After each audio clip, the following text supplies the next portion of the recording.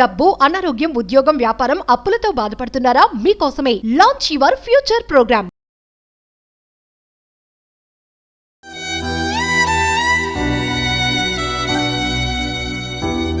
గంత ఘోరంగా కోరుతారా మేడం? నా పాప ఏం చేసింది? నన్ను చంపేది ఉండే మేడం. ఏమన్నా ఉంటే చిడతాళ్ళు ఎంత బాధపడి ఉంటది మేడం. ఇట్లా నొసలంతా ఎత్తుకొచ్చింది, గోడ కొట్టిరో ఏం చేసిరో మరి. నమస్తే, welcome back to Suman TV.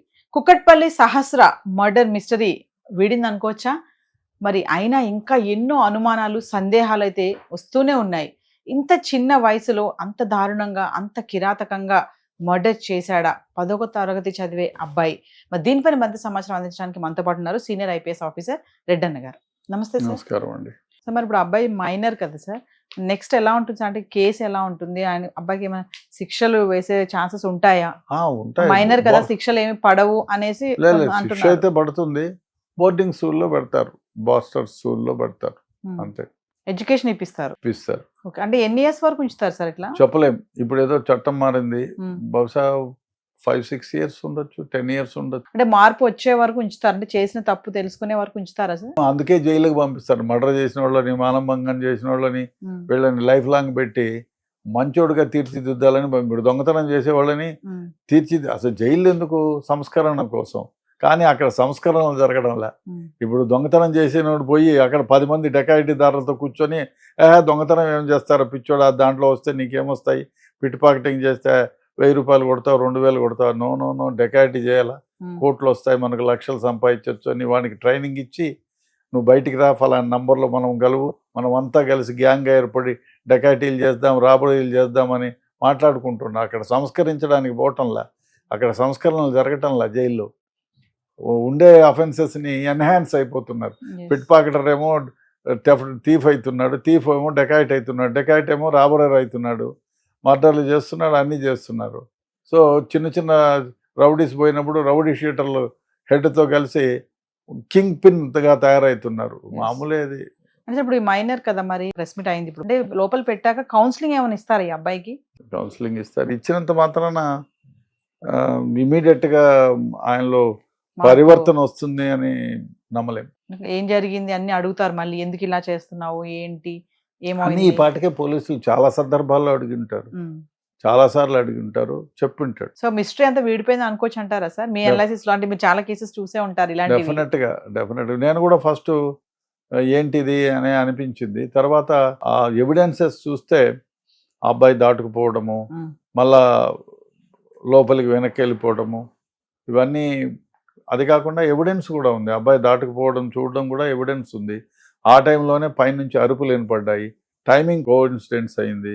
వీడు ఒప్పుకున్నాడు. కత్తి తీసుకుని పోయేటప్పుడు కత్తి తీసుకొని చూపిస్తే డాక్టర్కి అదే నైఫా కాదా అని చెప్పేస్తాడు కదా, సేమ్ ఇంజురీస్ ఎట్లయినాయని. ఇక్కడ ఓన్లీ దొంగతనమే కదా సార్, ఇంకేమి అమ్మాయి పైన అబ్బాయి అఘాయిత్యం చేయడానికి ఏమి ట్రై చేయలేదు. అది దొంగతనమే, 100% దొంగతనమనే చెప్తున్నాడు. అమ్మాయి చూసింది కాబట్టి తను చెప్పేస్తుందో, చెప్తే తను పరువు పోతుంది, ఇబ్బంది అవుతుంది, దొంగనైపోతాననే ఉద్దేశంతో భయపడే చేసింది. భయపడి ఇష్టం వచ్చినట్టుగా చంపేశాడు. మళ్ళీ లేస్తుంది కదా అనే అభిప్రాయంతో కూడా మీద కూర్చొని మరి చంపారు. సో ఏదేమైనా సార్, మీరు అన్నట్టుగానే పిల్లలు ఆ ఏజ్ లో అంత క్రూరంగా తయారవుతున్నారు అంటే కేవలం సోషల్ మీడియా ఎఫెక్ట్ ప్లస్ తల్లిదండ్రులు కూడా. పిల్లలతో ఎంతమంది తల్లిదండ్రులు ఈ రోజుల్లో సార్ వాళ్ళని కూర్చోపెట్టి మీరు అన్నట్టుగానే ఏదైనా జరిగినా, ఇప్పుడు మీరు అన్నారు ఒక బ్యాట్ అడిగితే ఇసుక్కుంటారు చాలా మంది పేరెంట్స్, కూర్చోపెట్టి వాళ్ళ ఫినాన్షియల్ సంగతి ఏంటి, వాళ్ళ ఫినాన్షియల్ కండిషన్ ఏంటి, మన మీదిరా అని చెప్పే పేరెంట్స్ ఎంతమంది ఉన్నారంటారు? ఒకసారి పేరెంట్స్కి ఏమైనా చెప్తారా ఈ ఘటన నుంచి? ఈ పిల్లలు మీకు స్తోమత లేకుండా పోయినంత మాత్రాన వాళ్ళేదో గొంతమ్మ కోరికలు కోరుతున్నారని చెప్పి మీరు భావించి తిట్టకుండా మీరు ఎక్స్ప్లెయిన్ చేయండి. అదేవిధంగా స్కూల్ నుంచి వచ్చిన తర్వాత ఒక 10 నిమిషాలు వాళ్ళతో కూర్చోండి, వాళ్ళ స్నేహితం ఎవరితో చేస్తున్నారో చూడండి, వాడు ఎవరితో ఆడుకుంటున్నారో చూడండి, వాడు అబద్ధాలు ఏమైనా చెప్తున్నాడో చూడండి.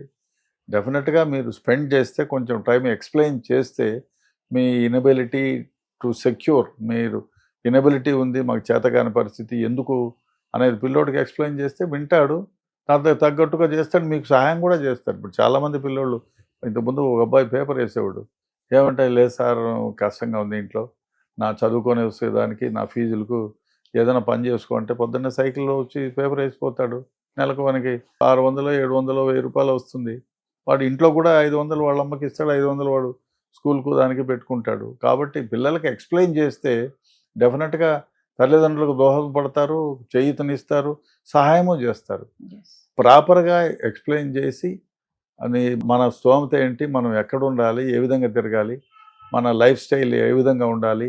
స్మార్ట్ ఫోన్లో 1,11 ఉంటాయి, దాన్ని అడిక్ట్ కాకూడదని చెప్పగలిగితే నిదానంగా 1కి 10 సార్లు చెప్పి కన్విన్స్ చేస్తే డెఫినెట్గా వింటారు పిల్లలు. సరే, ఇంకొకటి ఫైనల్ క్వశ్చన్, ఇక్కడ తల్లిదండ్రుల ప్రమేయం ఏమైనా ఉందని అనుకోవచ్చు అంటారా? లేదు అసలు లేదు, ఏ తల్లిదండ్రులు కూడా నువ్వు దొంగగా, దోపిడీదారుగా, మర్డర్లు చేయి, మానభంగాలు చేయని ఏ తల్లిదండ్రులు చెప్పరు. ఫ్యాక్షస్ ప్లేసెస్లో అయితే రే నన్ను మీ నాన్నను చంపినారా, వాళ్ళ నాన్నను కూడా నువ్వు చంపాలా అని చెప్తారు. ఫ్యాక్షస్ విలేజెస్లో నేను పనిచేసినప్పుడు 30-40 ఏళ్ల క్రితం వాళ్ళు శపథం పూన్నారు, నేను మీ నాన్న చనిపోయినాడు, వాడి రక్తం తెచ్చి నా తలకు పూస్తే తప్ప నేను ముడమోయినాను శబదాలు తెలిసిన రోజులు కూడా ఉన్నాయి.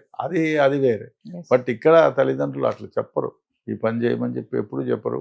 డెఫినెట్గా నువ్వు బాగుపడు, మా కష్టాల్లో ఉన్నావు, నువ్వన్న బాగా చదువుకొని పెద్దవాడిపై మా కీర్తి ప్రతిష్టలు తెచ్చి మాకు మంచి భోజనాన్ని ఏర్పాటు చేసేవాడిగా ఉంటే బాగుంటుందని చెప్తారు తప్ప చెడిపోరా, దొంగతనాలు చేయరా, మర్డర్లు చేయరా అని ఏ తల్లిదండ్రులు చెప్పరు.